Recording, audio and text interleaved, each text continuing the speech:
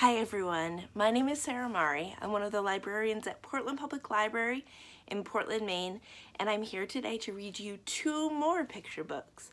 Only this time we're going to be reading picture books from Kevin Henkes. We're going to start with Chrysanthemum. You can see the title page here. Kevin Henkes has written and illustrated these books, so he has done the words and the pictures. The day she was born was the happiest day of her parents' life. "She's perfect," said her mother. "Absolutely," said her father. And she was. She was absolutely perfect. "Her name must be everything she is," said her mother. "Her name must be absolutely perfect," said her father. And it was. Chrysanthemum. Her parents named her Chrysanthemum. Chrysanthemum grew and grew, and when she was old enough to appreciate it, Chrysanthemum loved her name. You can see right here, she says, "I love my name." She loved the way it sounded when her mother woke her up. She loved the way it sounded when her father called her for dinner. And she loved the way it sounded when she whispered it to herself in the bathroom mirror. Chrysanthemum, Chrysanthemum, Chrysanthemum. Chrysanthemum loved the way her name looked written on an envelope. She loved the way it looked when it was written with icing on her birthday cake. And she loved the way it looked when she wrote it herself with her fat orange crayon. Chrysanthemum, Chrysanthemum, Chrysanthemum. And Chrysanthemum thought that her name was absolutely perfect. Then she started school. On the first day, Chrysanthemum wore her sunniest dress and her brightest smile. She ran all the way. "Hooray," said Chrysanthemum. "School!" But when Mrs. Chudd took the roll call, everyone giggled upon hearing Chrysanthemum's name. Mrs. Chudd, Don, Eve, Louis, Al, Les, Kay, Max, Sue, Bill, Pat, Tom, Sam, Ken, Joe, Rita, Victoria, and Chrysanthemum. "It's so long," said Joe. "It scarcely fits on your name tag," said Rita, pointing. "I'm named after my grandmother," said Victoria. "You're named after a flower." Chrysanthemum wilted. She did not think her name was absolutely perfect. She thought it was absolutely dreadful. The rest of the day was not much better. During nap time, Victoria raised her hand and informed Mrs. Chudd that Chrysanthemum's name was spelled with 13 letters. "That's exactly half as many letters as there are in the entire alphabet," said Victoria. "Thank you for sharing that with us, Victoria," said Mrs. Chudd. "Now put your head down." "If I had a name like yours, I'd change it," Victoria said, as the students lined up to go home. "I wish I could," thought Chrysanthemum miserably. "Welcome home," said her mother. "Welcome home," said her father. "School is no place for me," said Chrysanthemum. "My name is too long. It scarcely fits on my name tag, and I'm named after a flower." "Oh, pish," said her mother. "Your name is beautiful." "And precious and priceless and fascinating and winsome," said her father. "It's everything that you are," said her mother. "Absolutely perfect," said her father. Chrysanthemum felt much better after her favorite dinner, macaroni and cheese with ketchup, and an evening filled with hugs and kisses and parcheesi. You can see that her dad is reading a book called The Inner Mouse, Volume 1, Childhood Anxiety. That night, Chrysanthemum dreamed that her name was Jane. It was an extremely pleasant dream. The next morning, Chrysanthemum wore her most comfortable jumper. She walked to school as slowly as she could, and she dragged her feet in the dirt. "Chrysanthemum, Chrysanthemum, Chrysanthemum," she wrote. "She even looks like a flower," said Victoria as Chrysanthemum entered the playground. "Let's pick her," Rita said, pointing. "Let's smell her," said Joe. Chrysanthemum wilted. She did not think her name was absolutely perfect. She thought it was absolutely dreadful. The rest of the day was not much better. During nap time, Victoria raised her hand and said, "Chrysanthemum is a flower. It lives in a garden with worms and other dirty things." "Thank you for sharing that with us, Victoria," said Mrs. Judd. "Now put your head down." "I just cannot believe your name," Victoria said, as the students lined up to go home.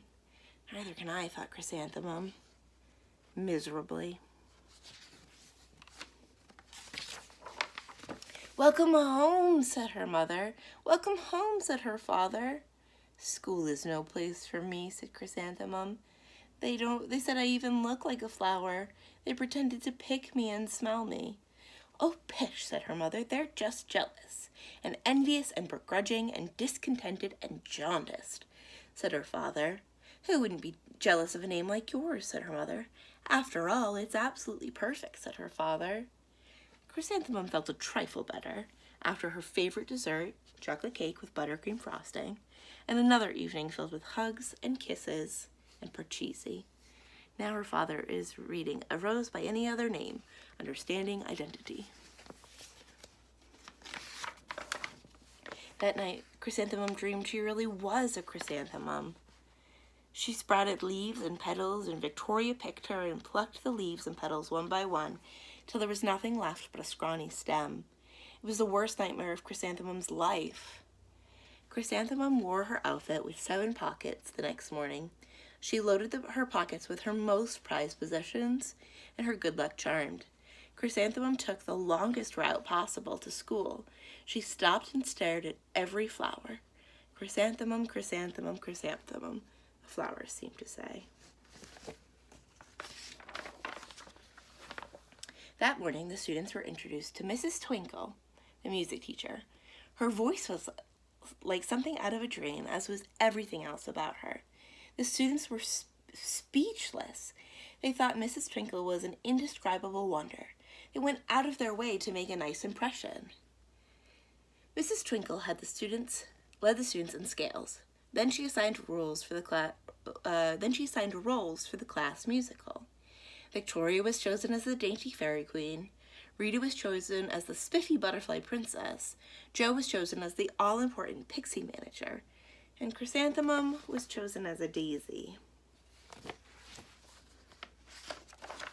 "Chrysanthemum's a daisy, chrysanthemum's a daisy," Jo, Rita, and Victoria chanted, thinking it wildly funny. Chrysanthemum's wilted. She did not think that her name was absolutely perfect. She thought it was absolutely dreadful. "What is so humorous?" said Miss Twinkle. "Chrysanthemum," was the answer. "Her name is so long," said Jo. "It scarcely fits on her name tag," said Rita, pointing. "I'm named after my grandmother," said Victoria. "She's named after a flower."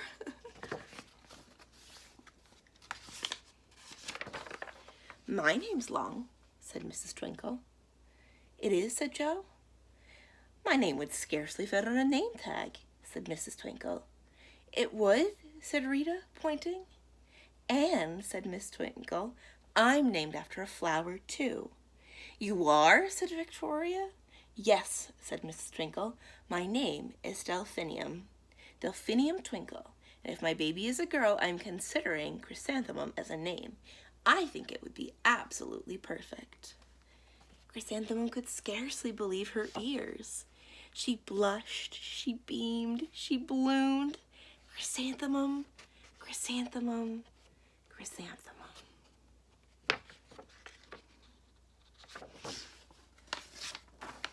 Jo, Rita, and Victoria looked at Chrysanthemum longingly. "Call me Marigold," said Jo. "I'm Carnation," said Rita, pointing. "My name is Lily of the Valley," said Victoria. Chrysanthemum did not think her name was absolutely perfect. She knew it. Epilogue. Overall, the class musical was a huge success. Chrysanthemum was absolutely perfect as a daisy. Victoria made the only mistake. She completely forgot her lines as the dainty fairy queen.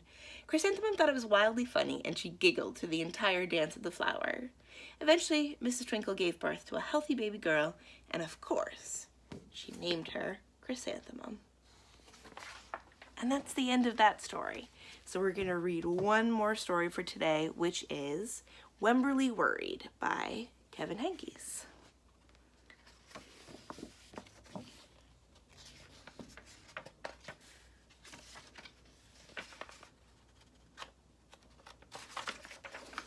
Wemberly worried about everything. Big things. I just wanted to make sure that you were still here. Little things. And things in between. Mama, what if I shrink? Wemberly worried in the morning. She worried at night. She worried throughout the day. You worry too much, said her mother. When you worry, I worry, said her father. Worry, worry, worry, said her grandmother. Too much worry. Her grandma is wearing a short that says, go with the flow. At home, Wemberly worried about the tree in the front yard. What if it falls on our house? And the crack in the living room wall. What if it gets bigger and something comes out of it? She worried about the noise the radiators make. What if there's a snake inside? At the playground, Wemberly worried about the chains on the swing, the bolts on the slide, and the bars on the jungle gym. Too rusty, too loose, too high. And of course she worried about her doll, Petal. Shouldn't Petal have a car seat too? Petal's lost forever. I found her, sweetie. I'll wait for you, Petal. You can see she's in the washing machine. Don't worry, said her father. Don't worry, said her mother. But Wemberly worried. She worried and worried and worried. When Wemberly was especially worried, she rubbed Petal's ears. Wemberly worried that if she didn't stop worrying, Petal would have no ears left at all. On her birthday, Wemberly worried that no one would come to her birthday party. See, said her mother, there was nothing to worry about. This is the best present ever. I wish I had my birthday today. But then Wemberly worried that there wouldn't be enough cake. On Halloween, Wemberly worried that there would be too many butterflies in the neighborhood parade. You can see all of the different people. See, said her father, there was nothing to worry about. But then Wemberly worried because she was the only one.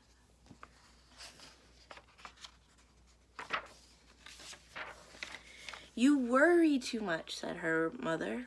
When you worry, I worry, said her father. Worry, worry, worry, said her grandmother. You too much worry. Her grandmother is pointing to a painting that says, take it as it comes. Soon Wemberly had a new worry. School. Wemberly worried about the start of school more than anything that she had worried about before. I loved school, her father is saying. By the time the first day arrived, Wemberly had a long list of worries. What if no one else has spots? What if no one else wears stripes? What if no one else brings a doll? What if the teacher is mean? What if the room smells bad? What if they make fun of my name? What if I can't find the bathroom? What if I hate the snack? What if I have to cry? Don't worry, said her mother. Don't worry, said her father. But Wemberly worried. She worried and worried and worried. She worried all the way there. You can see her grandma saying, have fun. When Wemberly's parents talked to the teacher, Mrs. Peachum, Wemberly looked at the room. Then Mrs. Peachum said, Wemberly, I think there is someone that you should meet. Her name was Jewel. She was standing by herself. She was wearing stripes, and she was holding a doll. At first, Wemberly and Jewel peeked at each other. This is Petal, said Wemberly. This is Niblet, said Jewel. Petal waved. Niblet waved back. Hi, said Petal. Hi, said Niblet. I rub her ears, said Wemberly. I rub her nose, said Jewel. Throughout the morning, Wemberly and Jewel sat side by side and played together whenever they could. Petal and Niblet sat side by side too. Wemberly worried, but no more than usual, and sometimes even less. Before Wemberly knew it, it was time to go home. "Come back tomorrow," called Mrs. Peachum as their students walked out the door. Wemberly turned, smiled, and waved. "I will," she said. "Don't worry." And the end. So that was our second book, Wemberly Worried by Kevin Henkes. Thank you for listening to these books. Once again, my name is Sarah Mari. I'm one of the librarians at Portland Public Library in Portland, Maine. And I'll see you again soon. Bye.